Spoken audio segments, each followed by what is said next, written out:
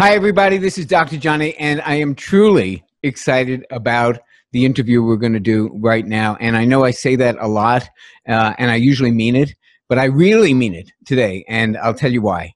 We're going to be talking today to an old friend of mine, Tom Terwilliger. And let me tell you quickly how I reconnected with Tom.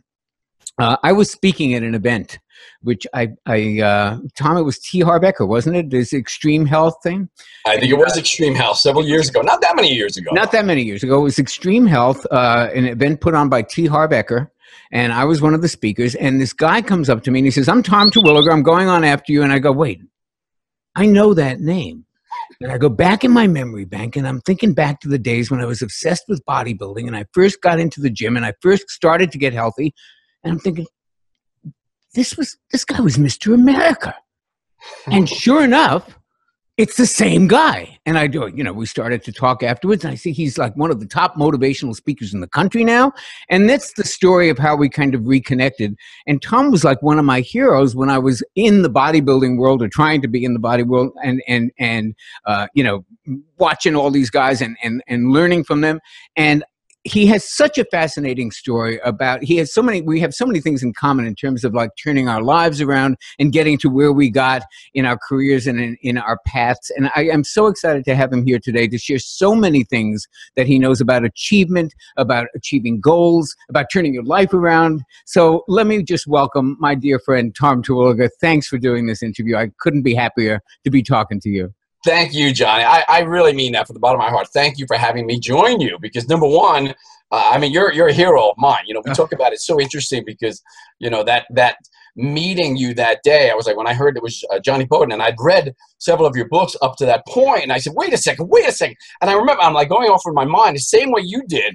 I'm like, hold on. And I pulled it up. I couldn't remember the title of the exact book that I read and just put down maybe a month earlier. And I said, holy mackerel, that's the guy. I'm learning nutrition from this guy, even above and beyond what I've been doing in the bodybuilding world. So to have an opportunity to not only meet you and to share the stage with you, but now to be able to share whatever wisdom and knowledge that I've accumulated over the years with your audience. So not only thank you, but thank you, audience, for tuning in and allowing me the opportunity to do that. Now, Tom, you and I, we've talked offline about this. We both have a somewhat similar background in terms of drugs and alcohol and living the bad life and then kind of turning things around. Tell us a little bit about your particular story and how you got into the gym and began this process of transformation, because I think there's a lot that we can learn from that, and it's a great place to start. Well, when someone starts telling you about their story, I usually, have to sit back and roll my eyes when they start from the infancy stage. So I'll take it a little further than that. Good. When it was around fourth grade or so, my identical twin brother and I, we developed these little learning disabilities. I later on found out, of course, it was dyslexia, hyperactivity, and these things that we would call ADD and whatnot today. And people would, obviously would be taking drugs today for these things, which is probably not the best route, but it was the route that was prescribed for me and my brother as well. Now, because we didn't settle down, and because I was the youngest of 6 kids, and my parents were well into their late 40s when they had my brother and I, we were a little rambunctious. We were a little out of control and lacked a bit of discipline, you might say. So even with the treatment, even with the diagnosis, it was difficult for the learning institution, the school, to know what the heck to do with these two guys. So they put us into the special ed class. And when you get put into the special ed class, unless you've really seriously got some learning disabilities or some challenges, and even then, you start to identify yourself as something less than, certainly different than the norm. And the people that were my good friends up to that point, fourth grade or so, that I've been growing up with, were alienated from me in many respects. I became disenfranchised from even the people that I knew and loved at that age. And even those friends started calling me retard. And so you begin to identify with that. I did anyway. And as a result, I began to think of myself as different, not as good, dumb, not smart, all those things that go along with it. And instead of just accepting that, even though the belief was taking hold, I rebelled big time. So even in that fourth, fifth, sixth grade, I was fighting constantly. My brother and I started this gang. We called them the Savage Skulls. And in fifth grade, we had these leather vests on, colors on. We couldn't wear them out of the house. My mother we'd hide them in a bush somewhere and we'd put them on before we'd leave, you know? But the school always called my mom and said, what are your kids wearing? What are they doing? So we were always in trouble even at that early age. And later on, that evolved into high school. It certainly didn't get much better, although I had a short stint with bodybuilding as a teenager that was reasonably successful. And this is something interesting, Johnny, because, you know, sometimes, you know, even though we take action and start moving in the direction that we want to move, a lot of times old disempowering beliefs and default modes that we have within ourselves will begin to take hold again. If we don't notice them, if we don't take care to not allow ourselves to get pulled back, we will do that. And after winning a couple of bodybuilding competitions and making my mark as a teenager, all of a sudden there was a part of my conscious mind that was thinking, hey, I can be better than what I was. I can be more. I can be a champion. I can be a good person. And then that little unconsciousness sort of saying, no, you cannot. This is not who you are.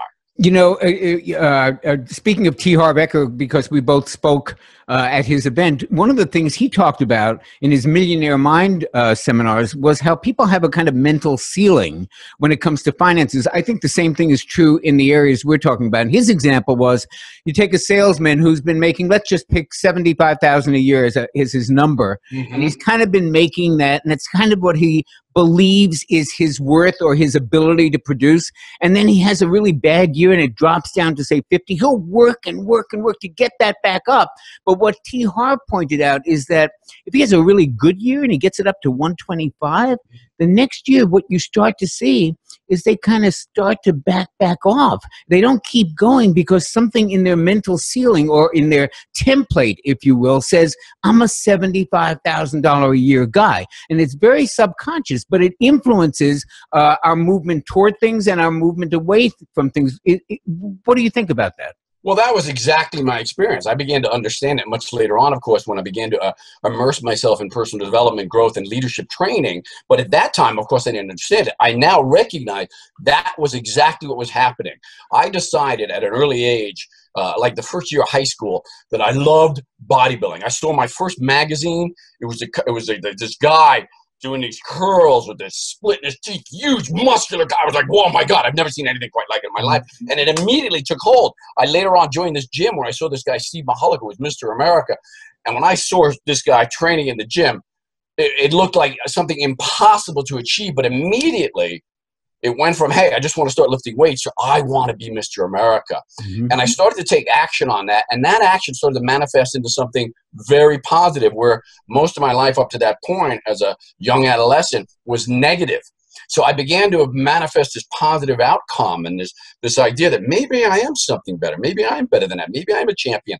And my, as I call it today, the success thermostat kicked in, just like that financial thermostat you were talking about, which is all part of a internal blueprint we make, we create for how it's supposed to be done. And this new beginning of a belief, the seeding of a belief that I can be better. Don't have to be a loser, you might say. All of a sudden that got challenged by the old default mode, which is, no, you can't. You are a loser. You are dumb. You'll never be a champion. And boom, I began to act more on that. It was just, hey, I'm going to take a couple of weeks off from bodybuilding. I just won a small championship. I'm going to take a couple of weeks off. That led to a couple of months. And next thing you know, I've got my first Harley Davidson. I'm dropping out of high school, and I'm riding with one of the most notorious outlaw bike clubs in New York, perhaps in the country at that time. And that went for the next 5 years. That blueprint was being run. That was my default mode, and I went right back to it. So it's almost like when we talk about in weight loss coaching, we talk about like having a set point, you know, that your body wants to stay at. It's almost like the same way we have a metabolic set point, we kind of have a psychological set point in terms of achievement. And that belief system can actually determine whether we go forward towards a goal or whether we get, nah, I can't do it. And I want to get into you just mentioned that when you saw this guy, Stephen, you were very inspired, and then you kind of went down the path of the bike gangs and stuff, but you brought it back and then decided to actually take action towards that goal. And what I want to get at is, what was the difference? What was the time that you looked at this and said, I'd really like to have that, nah, couldn't possibly do it, and I'm going to go down the other path? Sort of like when some of our people come to us and want to lose weight, and they go, nah, might as well just have those ding dongs because, you know, it ain't going to ever happen. But other people look and go, I want to have that body, or I want to lose that weight, or I want to get to whatever my, the place I want to get to is. And then they actually take action. What do you think that distinction is? What makes one person just throw up their hands and say, what the heck? And the other person, hey, I'm going to go for it. I'm going to have an action plan. Well, to a degree, both are habits, and both exist in almost all of us. Mm-hmm. There's every individual watching this, listening to this, has had that moment where they saw something they wanted and made a decision. Nah, not me. I can't really. I would never be able to do it, or just that'd be too hard, or just don't even exercise the possibility that they could or would do that because it's not built in. And there are other times when they saw something, or wanted something, or experiencing so much pain in their lives that they really almost had no choice but to start taking action on it. We've all done that.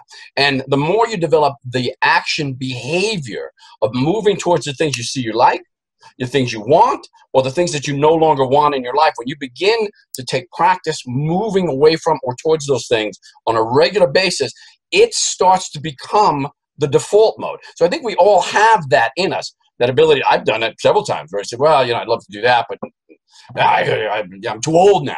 Mm-hmm. Or, you know, my wrist is bad, or something of that nature. For me, I think early on when I started bodybuilding, it was when I saw that picture of Arnold Schwarzenegger and I saw Steve Mahalik, Mr. America, and it was like, wow, I really wanted that. And I'd been experiencing some pain, certainly, by feeling disenfranchised, by feeling alienated, feeling less than the rest of my friends supposedly out there. And so there was some pain moving me forward, but it was mostly for the pleasure component. It was like, I wanted that. Mm-hmm. What really drove me later on, after making a decision, you know, after 5 years in the outlaw and with drugs and alcohol, I mean, you name it, the kind of behavior that I could never even imagine participating in today was going on for 5 solid years, until my body was almost broke down, until my morality was broke down, until my spirit was gone, my spirituality had almost left me. Mm-hmm. At some point, I was experiencing so much pain because of, number one, physically, but number two, and perhaps the more strong of the two, was this spiritual, emotional pain I was experiencing by being incongruent with who ultimately, deep down inside, I knew I was, and what I was worth, and what I could ultimately manifest. I think that was the catalyst.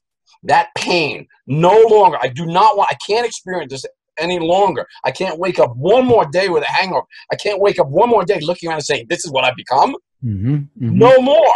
That was the day I made the decision to stop and move forward towards something at one point I thought was impossible, now had to be accomplished. Now, you and I have both conquered some demons anyway with drugs and alcohol, and I've always felt that the ability to leave a drug or alcohol or some addictive substance behind, and maybe to make peace with that, is a lesson that applies so profoundly in the weight loss field, because what derails us in weight loss?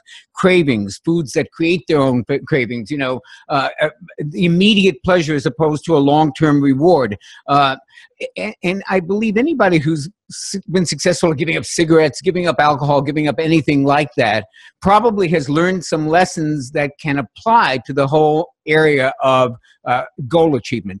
Has that been your experience, and if so, how? Oh, absolutely. And again, it goes a little bit back to the habits that we begin to form. We all have negative habits, and we don't recognize. We recognize the superficial ones, and when they're on the surface, the behavioral habits, which is reaching for the ding dong or the Twinkie or whatever it might be we shouldn't be eating, and ordering those chips when I know I shouldn't. That's a behavioral one. But the thinking habits are the ones that really create the success, or ultimately the pain and failure in our lives. So yeah, absolutely. So when you start to put in the thinking and emotional action-taking behaviors and make those habitual, you know, and you develop some level of success. And we should always recognize, listen, even if we're looking or seeking to lose 20 pounds or 50 pounds, and we fall short of that objective, so what? We've still, you lost 10, you lost 15, whatever it is, you fell short 5 pounds, so what? You've still achieved a great success along the way, simply by creating some new habits, some new beliefs, and now you can start to take those forward. As soon as you do that again, in some area of your life, and again, now is what we're talking about. Now this new default mode, this new blueprint begins to take place, and the synapses of the old blueprint, the synapses of the old behavior begins to disintegrate, and something new starts to form. So absolutely, when you have success, you start to eat right, you start to train, start to exercise on a regular basis, man, that flows over into everything else in your life if you allow it to. It's like a halo effect, absolutely. And I think it's one of the reasons, there's so much debate, and this is kind of tangential, folks, but there's so much debate in the community about what's the best time to exercise. Right. And I've always felt that the morning has a psychological advantage because it sets the tone for the day. I have certain things I do between 6 a.m. and 7 a.m. And when I accomplish them and do them, it really kind of sets the tone. It just sets the canvas for the rest of the day. When you put it off to the end of the day, it may be just as effective biologically in terms of muscle building, but you've always got this thing you got to get to at the end of the day, and then you're tired and you don't have the same kind of motivation to do it, and maybe you don't do it at all. And in any case, even if you do it, you don't get that halo effect of I started my day with something really positive. So then maybe one of the kind of tricks that we learn in how to set these new patterns of habits, which basically is really all you need in order to accomplish anything, a set of useful, productive habits that will achieve whatever it is that you're looking to achieve. Now, so if you really want those to take hold, you do have to make them biochemical in many respects. And that's why sometimes, I see people, and it just frustrates me when I see people who achieve something and dismiss it as, I was just lucky, or it was an accident, or whatever, and they don't reward themselves, because it's that reward system. It's the production. It's the pursuit of something, the achievement of it, and the reward of achieving it that makes it biochemical, that gets it into your body, so that you not only want to, but have to experience that again and again and again. And that working out in the morning, we know that relatively high intensity exercise produces dopamine and serotonin and all these different great hormones. What a great thing to wake up with and to start your day with, in terms of really being, feeling more joyful, more happy, and more optimistic. Of course. Those early morning, I've never been an early morning person. I train at 7 a.m., 3 times a week, and a little later on the other 2 days. And I wouldn't have it any other way. When I've trained at 4 o'clock, 4 o'clock or so, my body feels more awake, more alive. I feel more fueled. But man, the whole day goes a little differently as a result of training later than early in the morning. Totally understand. So I just briefly, how did you go from Mr. America to being the achievement mentor? You obviously, there was a path there. At some point, you kind of transitioned into teaching people what you had learned in your life, and in kind of codifying it, you've written 2 wonderful books, The 7 Rules of Achievement, and a book on SMART goals, which I definitely want to mention in a minute. How was that transition for you? And then I'd like to get into some of the 7 rules of achievement. Absolutely. Well, for me, the transition first took place with that decision to leave that community, leave that biker community, and leave more so. The biker community was really just a manifestation, a physical manifestation of my own beliefs. We've talked about that. And when I decided to change those beliefs, then the environment had to change. Now, you can do that in reverse as well. You change your environment, begin to change your belief as well. I mean, it has a biochemical effect on the body as well. But for me, it was like, okay, where do I go from here? What do I do? Well, how about getting back into the gym and starting to rebuild that body? That was number one.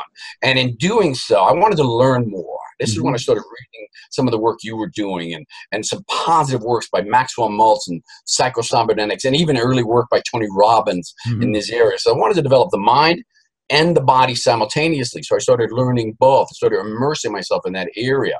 And as a result, for the next 10 years or so, that's what I did. I went to I was an audience participant in, you can't even believe how many events, not because I was desperately seeking the answer, but I wanted to stay in that positive mindset. I wanted to stay in that energy that you get from those groups, and you get from those people who are teaching some strategies. And if you really listen to those strategies and apply them, there's a lot to be learned, a lot to be, improved in your life. So I really immersed myself in that whole thing. In the process, after having left that community, it took me about 5 years or so. I won the National Bodybuilding Championship, the Mr. America, mostly because of the mindset, in large part because of the training and the nutrition. Within 1 year of that, I opened up my first athletic club, one of several in New York. And I was approached by Fox Sports Net to host a television show, which ran ultimately for 16 years. So along the way, I was working with people on the show. I was working with people in the gym. I was doing a lot of personal training. I became New York's celebrity trainer, you might say, in many respects. So I was already coaching. And I was already teaching, and more so than just being a trainer, which is a great field for many people. But when you move into the realm of coaching versus just training, you're no longer a technician. You're an agent of change. You couldn't put that better. It's brilliant. It's exactly that. That was my experience as well. I mean, I started, I made a transition into health, and I started as a trainer. It was a second career. I was a little older. People talked to me about stuff. I started to realize this is about way more than calories and how to do a bench press. There's a lot of stuff going on here. And you begin to move into coaching, and you see that, it's not just about what are you eating, and it's not even just about what your workouts are. It's about your sleep, your digestion, your relationships, your community, your contribution, the people around you, the people you surround yourself with. And there's a whole life coaching element to that. And people like you and I, gravitate towards that. And I always say, the greatest flattery I've ever had is when people say to me, I came to you for the weight loss, but I stayed for the personal empowerment and transformation, because that's really what excites. I know it's what excites me. I'm pretty sure it's what excites you. Absolutely, no question about it. And by the way, I just want you to know that, just listening to you, watching you now, because we don't get a chance to do this. We talk on the phone every now and again, and we've gotten together for different events and stuff. But listening to you talk now, when you hear this old word, and by the way, folks, if you've ever heard yourself say this, smack yourself in the face. What's that? Or if anyone's ever told you this, smack them in the face. Let me hear. You can't teach an old dog new tricks. You can't change. Who are you calling an old dog? You can't change a lion's spots or a leopard's spots. Bull. Yeah. I'm watching Johnny. This is a man who's changed. This is someone who's radically changed. I've radically changed. Yes, we were drug and alcohol abusing derelicts at one time, but yes, we were. Empowerment and changing people's lives, it's just extraordinary. So yes, you make a decision to change, you can change radically your physiology, your psychology, your finances. Your finances can change almost overnight. Your relationships can change almost overnight through the work that we're talking about doing. So yes, that empowerment stuff, that's what I really gravitated towards. And ultimately I began to get bored with the training, with just the training thing, and then really started encompassing that and teaching my trainers strategies and skills, wanted to learn more, began studying more, began studying NLP and hypnosis and things that allow me to access the unconscious mind of my own and of my clients as well. And ultimately started to moving away from the gyms and the training into teaching other trainers. All right. That's very much parallel of my career. Yeah. Now I want to get to, you wrote this wonderful book, 7 Rules for of Achievement. And obviously we're not going to go through all 7. I'd love people to buy the book. It's a great book. But tell us a couple of the key rules of achievement as you see it. Well, certainly, and this is something that we all know, but we don't necessarily practice. And the reason I say we don't practice it, because if you ask someone, now if you ask someone who in personal growth, development, leadership training, or who has achieved a level of success in their lives that extends beyond the norm, they will give you a definitive answer. When you ask them, well, what do you want? What are you pursuing specifically? But when you ask the average person who's struggling, who's stuck, who's feeling challenged, they'll give you an answer that's more like what they don't want. I tell you what I don't want. I don't want to be fat. They'll say those words, right? I'll tell you what I don't want. I'm tired of being fat. I'm tired of being, alone. I'm tired of being broke. But then you got to dig deeper. You got to ask, what do you want? So the first rule, and by the way, these 7 rules, aren't rules that I made up. These are rules that I've learned along the way, and I've studied along the way, and that I've, began to understand that almost all great leaders, all great achievers either employ consciously or unconsciously. Most, after a while, do it unconsciously, like we were talking about. When you get into the habit of saying, yes, I can, and you start moving forward, you don't have to say, yes, I can anymore. You just see something you want, or you see something you don't want, and you start moving. Just take action on it. So most great leaders and achievers do this unconsciously. But for the rest of us, we have to get conscious about what we want. And we got to get really, really clear on that.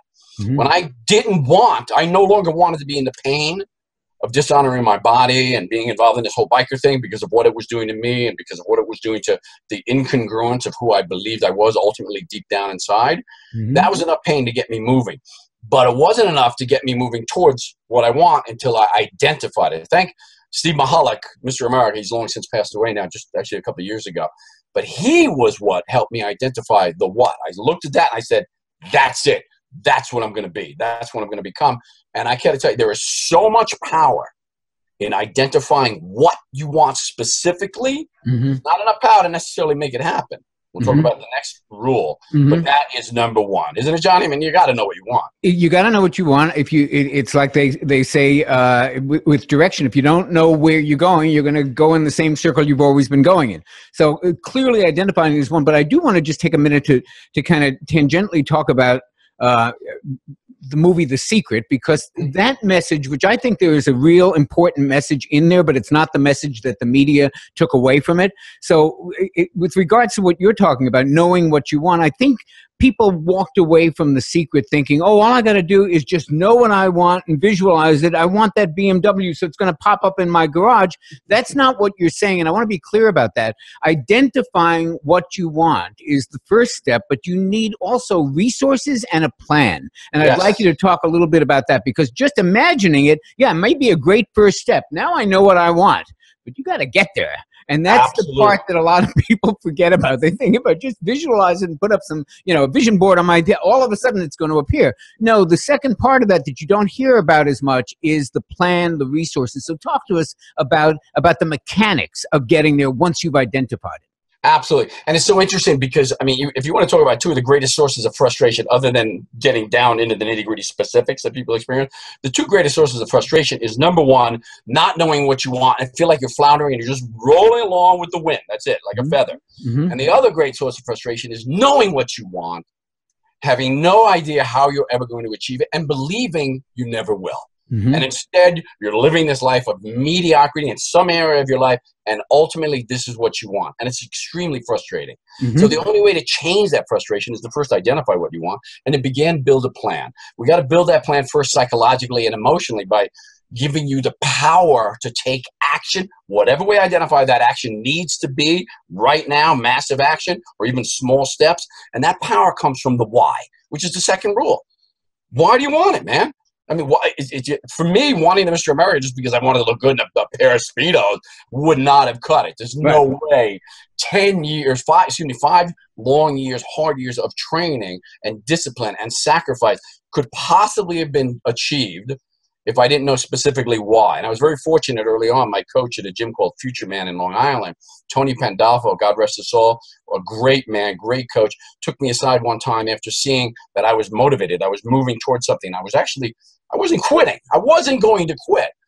And he came to me and he asked me, so what are you doing, kid? What are you doing? I said, well, I want to be Mr. America. I said, well, Steve, I did. And he knew how tough this road was going to be, really. And he kind of asked me, how long do you think that's going to take? And he says, well, why do you want that? And he kept digging. Why do you want that? Right. Now, talk about that, because I think that's possibly the most powerful message of all. So the second rule is, why do you want? Identifying why. Talk to us about that. And then I want to share something that from my experience about that as well. Absolutely, because we all have it. Anyone who's really achieved anything substantial, or at least what might look substantial to somebody else's eyes, has identified the why. They've had a powerful reason behind it. And Tony kept digging deeper and deeper and deeper. I said, well, doesn't everybody want to be Mr. America in there? Everybody wants that physique. No, the truth is no, not everybody wants that. In fact, some people think it's gross, right? So you got to overcome that as well. And he kept digging and digging. And ultimately, here I was, this guy in front of this other bodybuilder, and I'm not weeping, but I've got tears. I'm holding it back. My lip is trembling because he got deep enough to really reach down inside me in terms of why I wanted to do this, what that personal validation was all about for me. And it was very emotional. And when I found that, not only was I able to use it to move forward and to overcome all sorts of obstacles, to get through, under, or through whatever stood between me and what I wanted, but also Tony used it. Every time I walked, he'd remind me, man, you're here for this, right? Let's do this, man.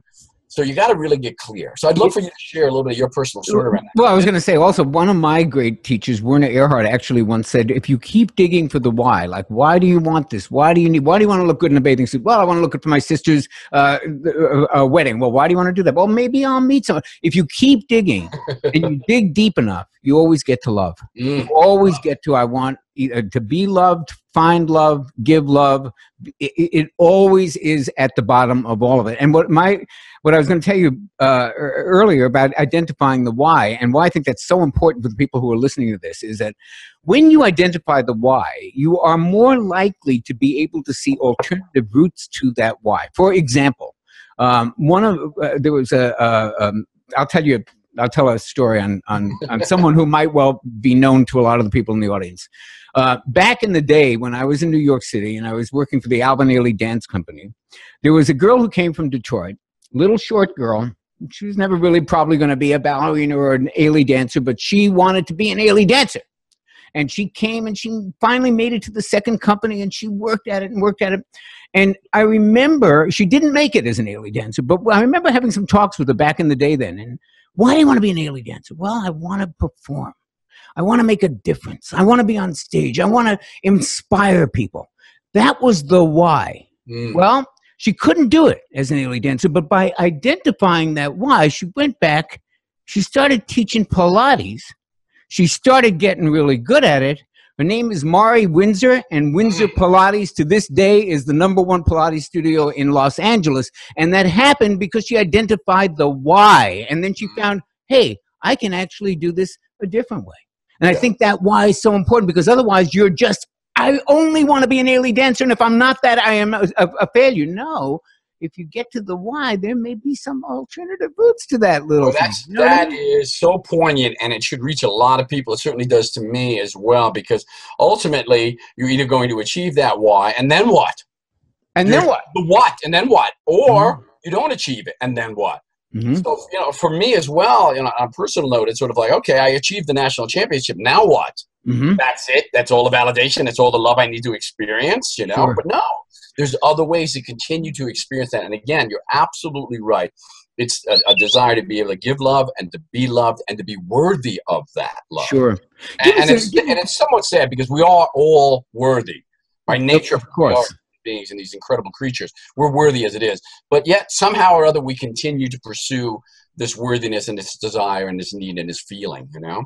Give us one more from the 7 rules of achievement. Then I want to move on to talking a little bit about goals in general. But so we know what we want. We hopefully know why we want it. What about some resources to take action to get there? Yeah, well, let's go. You point out 2 things. There are two parts of those rules. One is resources, and I'll keep this brief because it is important, though, is that most people wind up, you know, once they identify what they want and they make a decision to move forward based on the powerful why that they have, that's this catalyst that's going to move them forward to achieving what they want. Most people wind up frustrated along the way because they didn't take the time to map out a plan which would have identified what resources they're ultimately going to need to be able to achieve this thing. If I tried to win the Mr. America title and didn't have a great gym with supportive people around me who had some knowledge and some wisdom, it might have been a little bit more challenging, or I might have made a fool of myself the first time I got up on that stage and never wanted to do it again. You got to understand those resources, and all you have to do to make that happen is to look far enough down the road, or take a look at who else has done it and the type of path that they took to get there. Oh, man, it's so much easier today to achieve almost anything you can imagine based on somebody else's actions and what path they took along the way. And it's easy to identify what resources you're going to need to be able to do that. That's key, guys. Don't overlook that. It seems like one of those easy ones, like, well, you know, I'm just going to start moving, man. No, and then all of a sudden, bam, you hit a brick wall that you could have identified. And now you're derailed, and it's so much harder to get back on track. Man. Absolutely true. Now, speaking of that, I want to make sure before I let you go that we talk a little bit about SMART goals, because I love what you have to say about SMART goals in general. What are SMART goals, and how can people frame the things that they want to achieve and accomplish in their lives in terms of SMART goals so that it increases the chance that they'll actually get where they want to go? I love it. And SMART goals have been the gold standard, you might say, in terms of how to phrase your objective, your goal, whatever it might be, the achievement you want to achieve. And as I said, SMART goals has been that gold standard for years. And it basically means be specific. Make sure it's measurable. Make sure it's achievable, not something that's outside your reach and impossible to achieve. Make sure it's relevant to you and your life and what you want to achieve ultimately. And it's time bound, meaning there's a certain amount of time that you're going to have to achieve this. Now, that's the gold standard. But I believe, and again, without sounding too arrogant, I believe there's a few things that are missing in that respect. And one is organic. In what I call the action goals criterion. In the book is called Why Smart Goals May Be Dumb. And they're not dumb per se, but there's a couple of elements missing, and one of them, I believe, is organic. One of them has to be, it's missing an organic component. If you're doing something that is for someone else, or just because you saw it and you thought it might be cool, but it's not really within the value system of your life, or the value system that you want to create within your life, ultimately, unconsciously, there's going to be some self-sabotaging going on. Mm-hmm. So I think being organic is certainly one of them as well. And if you look, I think you can go to my resources page on 7rulesofachievement.com, Mm-hmm. and you can find that under resources, where you can literally download the action goals criteria, start Mm-hmm. building your goal statement, so you can make it into a powerful declaration to put out, not only in your own unconscious mind, but out into the universe as well, to say, Mm-hmm. this is what I'm going to achieve. This is not even what I'm going to achieve, what I have achieved in many respects. Right. Just to embellish on the whole SMART goal concept, I remember Jack Canfield once saying, in talking about how we word, how the verbiage that we use in talking about our goals, and the difference between saying, I'd like to lose some weight, or even, I'd like to lose 10 pounds, versus I will lose 11 pounds by June 15th at 5 p.m. I mean, that's a specific, measurable, achievable goal. Absolutely And right. Yep. there's something about languaging it in that specific way that makes it more real, or creates a template in your brain that is much more likely to actually be manifested than if it's some kind of amorphous general, I'd like to lose some weight, I'd like to get in shape. That stuff just doesn't happen that way. It doesn't. It But doesn't. I'm going to lose 10 pounds by June 15th. You may do it, you may not do it, but boy, right. you got a way better shot at it if you make it specific like that. Well, you've made it specific. You've made it time bound along the way. Mm-hmm. Here's one thing that has really served me and served my clients, and I believe it is truly based on the way the human mind works for the most part. When we say I will, let's face it, our brains are so full of stuff going on, and there's stuff going on around us constantly, and there's obligations here, and there's things we've got to do there, including picking up the kids, or getting to the gym, or groceries, or laundry, whatever it might be. So when we say I will lose 10 pounds by June 1st, whatever the date might be, the mind says, okay, you'll achieve that, and it puts it on the back burner. Now, has it identified something you want? Absolutely. But will it start moving towards it almost unconsciously, almost automatically, like Maxwell Maltz wrote about psychocybernetics, a cybernetic mechanism that is your internal success navigator that just takes you there? Your GPS, if you will. Yes. Yeah. What really programs the mind is more of a different time frame, which is a current time frame, which is I have. When you begin to believe and create in your mind this belief that you have already, for me, I began to study that and started realizing that. And when I imagined myself as Mr. America, it wasn't about something I saw in the future or something I was going to achieve in the future. When I wrote it down, it was I am Mr. America. And I put the date in. Mm-hmm. On or before. But just using that word I am versus I will takes it from the back burner and says, okay, this is even more important than the laundry, than picking up the kids, than making sure I fix breakfast. It becomes the number one priority that you start to move toward and manifest almost unconsciously. Yeah. I am versus I will is very powerful in the human mind. I think it's very much like entering an address in the GPS. I mean, it actually does on some level just make you aware of opportunities that you might not be aware of otherwise. For example, I was talking the other day about when I get in the car, I intend safety. Now, it's not magical. I'm not like, doing some voodoo thing to make sure that I don't get in an accident. But I think by concentrating an intention of safety, I am probably subconsciously more aware of risks and how to avoid them and situations that might result in an accident. And I think that I just internally have that GPS that's more focused on safety than it would be if I didn't have that imagination, if I didn't have that image in my brain. Absolutely. And you know what? And again, that's just quickly. I know we don't have much time, but again, language, folks, the internal language, this is what NLP is all about, neuro-linguistic programming. It's about the linguistics of how our mind works and reacts to different words or so. And everyone is different in that respect. Mm-hmm. But again, keep in mind that I will does a certain power, and I am does a certain power. Don't versus I will. Thinking don't get into an accident. It's very different because the brain hears accident and it's very digital. So you got an image now of an accident in your head. That's all it hears. It doesn't. That's absolutely right. It eliminates almost completely the word don't. This is why it's interesting, Johnny, because they've got this new campaign. I see it on the back of these buses, and I'm paraphrasing, but it says, don't. It says drink and don't drive. Drink and don't drive. I'm like, what? What we're hearing in our unconscious mind is drink and drive, drink Yes, and drive. That's all right. I'm hearing. I'm not That's hearing exactly don't. right.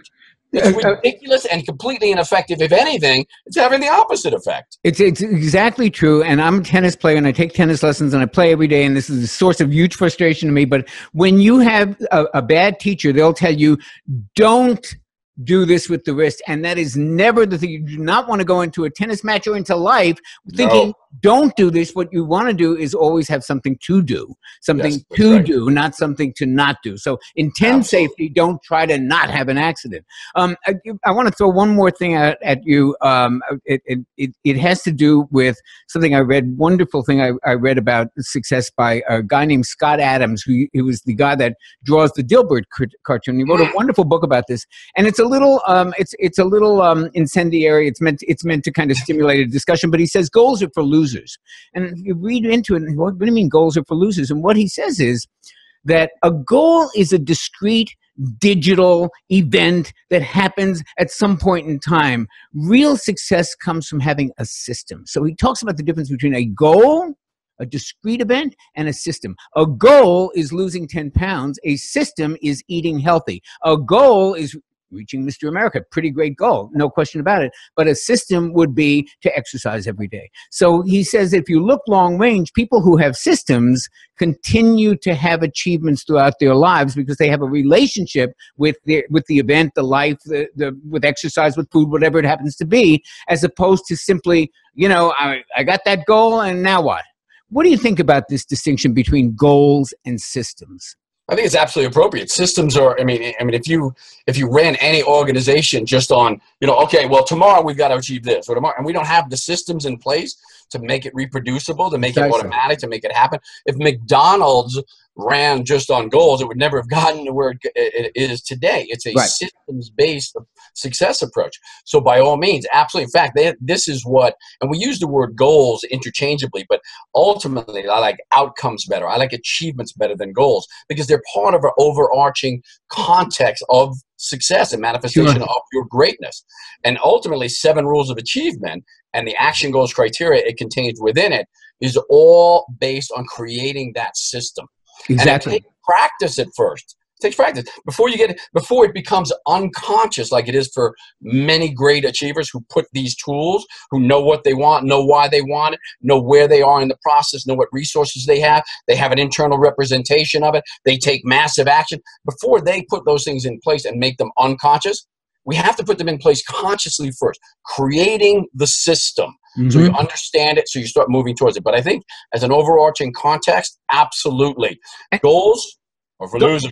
And when systems are for winners, man. And systems are for winners. And speaking of systems, so we talk about resources, and certainly having resources and mentors and coaches and systems is one of the tried and true ways that you actually do get those goals. And so I know you've been so generous with your time and given us such great information, but I know you have a wonderful course, and I'd like you to at least give it a little bit of a plug and tell us, because it's such a wonderful resource for people who want to achieve these goals in the way that we've been talking about for the last 45 minutes. So tell us a little about the course and how people can find it. Well, I appreciate it. And it is indeed a systems-based approach. The course itself is called Goal Juice. Goal Juice. Love juice, man. I mean, it's about the juice in life, the passion in life, and to be able to achieve what it is that you want, ultimately become an achiever. Yeah. Instead of a striver, instead of a goal setter. It's not about setting goals. It's about achieving objectives along the way. Yes. So you can find that easily at goaljuice.com, goaljuice.com. And I know you'll post it. We'll do something special for your listeners as well, Johnny. If they want to go there, listen to the program. By the way, it's a great program. It's all online, all digital. It is a good program. It's a great program. And audio. And it has tools and notes and things that you can use to start building that system for yourself, to start getting unstuck. Right. To start getting uncertain, to identify what you want, why you want it, and put a system in place so that in the next year or so, you are like this achievement machine. Mm. You can change who you are today in an instant with the right tools and the right mindset. So I'd love to share that. Goaljuice.com, or you can go to maxmindset.com to see some of my videos, my blog posts, and just stop by and say hello even. And didn't you have a special coupon code for? I do, actually. I do. It's so if you get to that page and you make your decision, which I know you will, just punch in Bowden when you get to the shopping cart. BOD, Bowden. Bowden, Bowden, Right. Mhm. and that's the discount coupon code, and it's 50% off the regular That's price program. So I very think generous. It's like having this guy as your coach. Who would not want to have this guy as your coach and your resource as part of your system of achievement? I know I would. So I want you as my coach, Johnny. I'm serious about that too. I mean, really, again, it's countless how much I've invested in coaches and in me too. programs and in seminars. Me too. It's something that pays back tenfold, 100-fold, 1,000-fold, depending on how much work and how much practice you put into it. And this is the thing, as so many great coaches have said, Tony Robbins, Jack Canfield, Mark Victor Hansen, even the greatest people in the world have coaches. Leontine Price, the opera singer, had an opera coach. The Olympic gold medalists have coaches. Kobe Bryant's got a coach. So it has nothing to do with it's you need to surround yourself with people, and we know this as well, that you're kind of the sum total of the average of the 5 people you spend the most time with. So a coach is one of those people, and if you're spending time hearing this kind of stuff and getting that kind of guidance, it just propels you forward in the world. And I think it's great, and I think that's what really keeps us passionate about what we do, because it makes such a difference to so many people. And I know Gold Juice is going to be a real game changer for a lot of people. So I hope everybody who's listening to this, go check out Tom's program. Use the coupon code BOWDEN. He's giving you 50% off if you're interested in his program. But even if you're not, go to his blog, read his stuff, and follow him. And I can't even begin to tell you how much I appreciate you and this time together. And I hope we do it more often. And thank you so much for being with us. My pleasure, Johnny. Absolutely. And guys, listen, man, one decision and followed by some action, and everything can change in your life for the better. So let's make it happen, guys. Johnny, thank you so much. I appreciate you allowing me to share. We'll talk soon. Thank you, Tom. Talk to you soon.